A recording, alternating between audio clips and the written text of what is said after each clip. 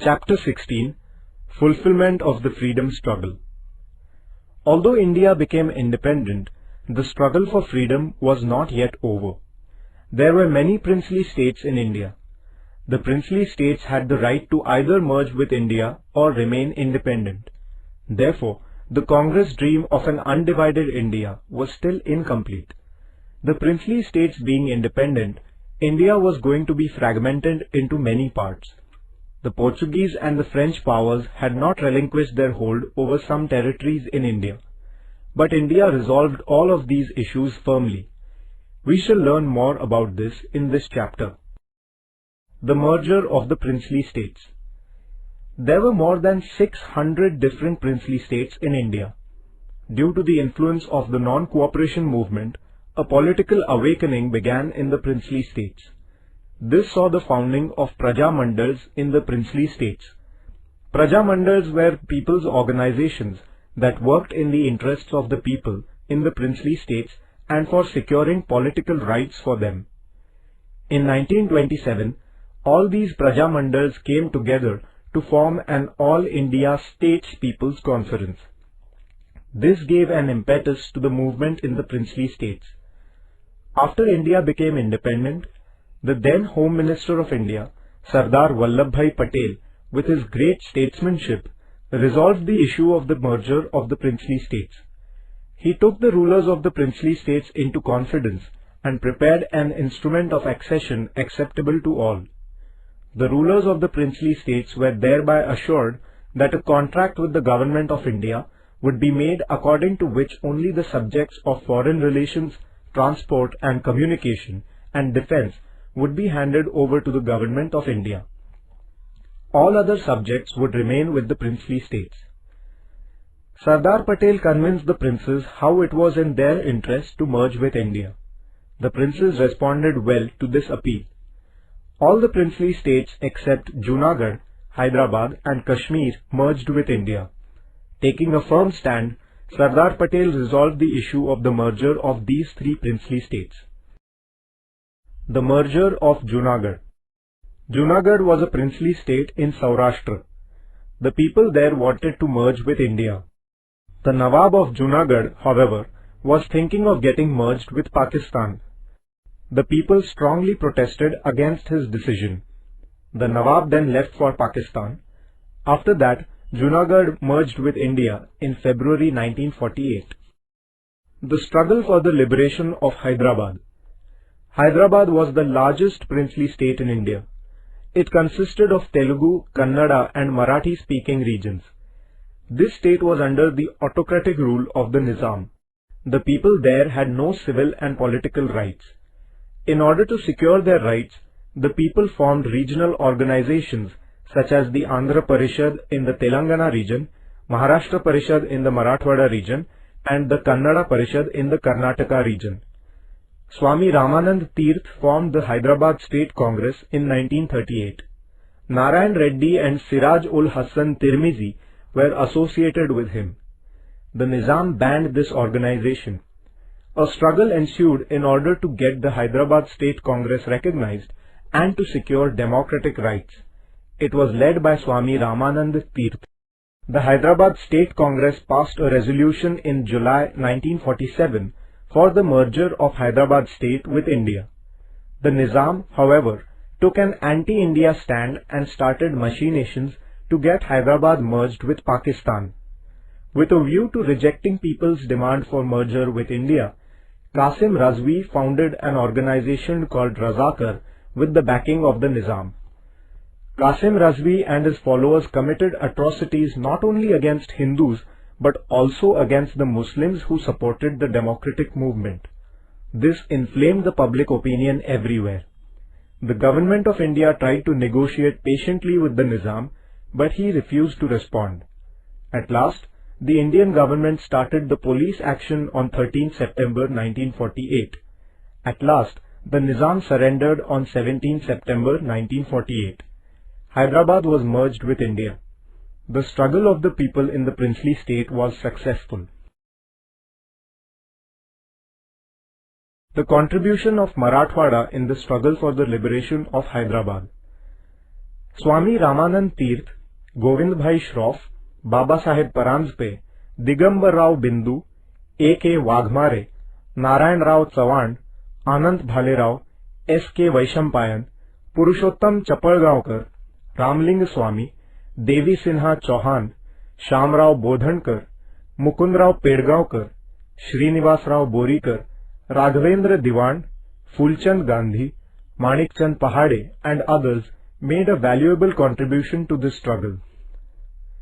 The women who took an active part in the struggle for the liberation of Hyderabad were Ashatai Waghmare, Dagdabai Shelke, Karunaben Chaudhary, Pankunwar Kotecha, Geetabai Charthankar, Sushilabai Diwan, Kaveribai Bodhankar and others.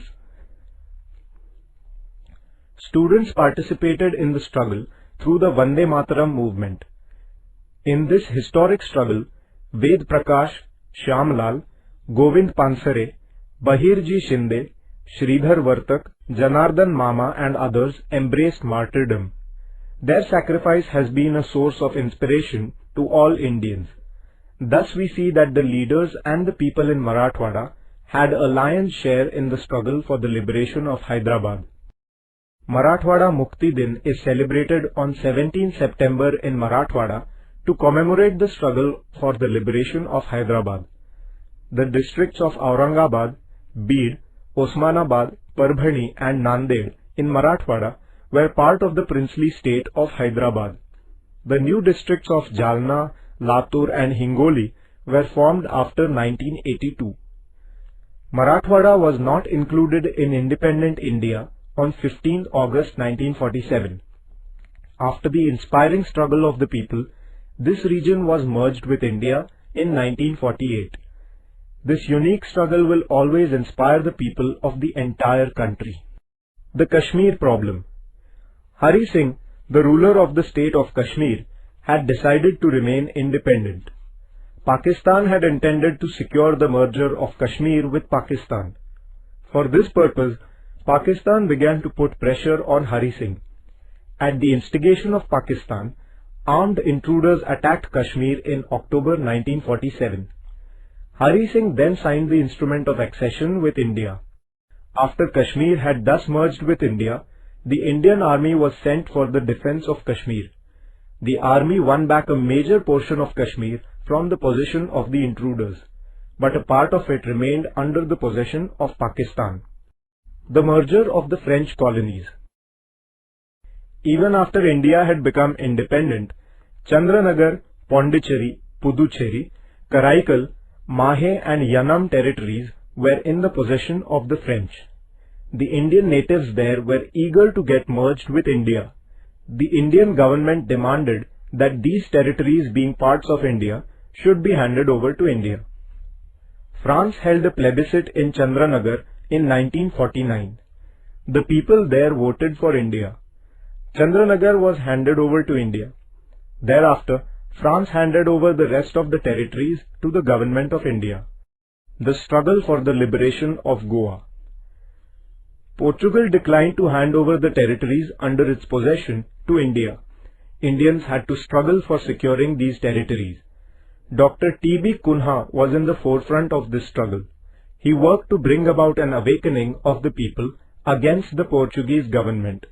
He founded the Goa Congress Committee to struggle against the Portuguese. Later, he founded the organization, the Goa Youth League in Mumbai in 1945. In 1946, he entered Goa and violated the ban on public speech. For this, he was sentenced to 8 years of imprisonment. It was in the year 1946 that Dr. Ram Manohar Lohia started a satyagraha for the liberation of Goa. Violating the ban, he delivered a public speech at Madgaon in Goa, for which the Portuguese government deported him.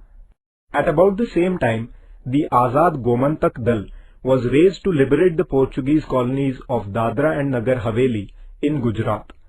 On 2nd August 1954, youths of the Azad Gomantak Dal mounted an armed assault and liberated the territories of Dadra and Nagar Haveli from Portuguese rule. Among those who participated in the attack were Vishwanath Lavande, Rajabhau Wakankar, Sudhir Phadke, Nanasaheb Kajrekar and others. In 1954, the Goa Mukti Samiti was formed. The Samiti sent many batches of Satyagrahis from Maharashtra into Goa. N.G. Gore, Sudhir Phadke, Senapati Bapat, Peter Alvarez, Mahadev Shastri Joshi and his wife Sudhatai participated in this satyagraha. Mohan Ranade was a leader of great daring in this struggle. The Portuguese rulers subjected the satyagrahis to unlimited tyranny and atrocities. Some of them became martyrs to the Portuguese tyranny. This infuriated the public opinion in India. The liberation struggle in Goa intensified further. The Indian government was patiently holding negotiations with the Portuguese government, but they did not respond. At last, the Indian government unwillingly took the decision of using military force. In December 1961, the Indian army entered into Goa. Very soon, the Portuguese army surrendered. On 19 December 1961, Goa was liberated from Portuguese dominion.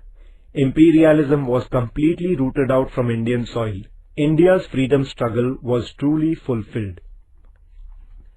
After independence, facing many difficult problems such as poverty, unemployment, illiteracy and inequality, India marched towards development. In all walks of life, progress received a momentum. India became a great democratic nation in the world. Today, in the 21st century, India is marching towards becoming one of the superpowers in the world.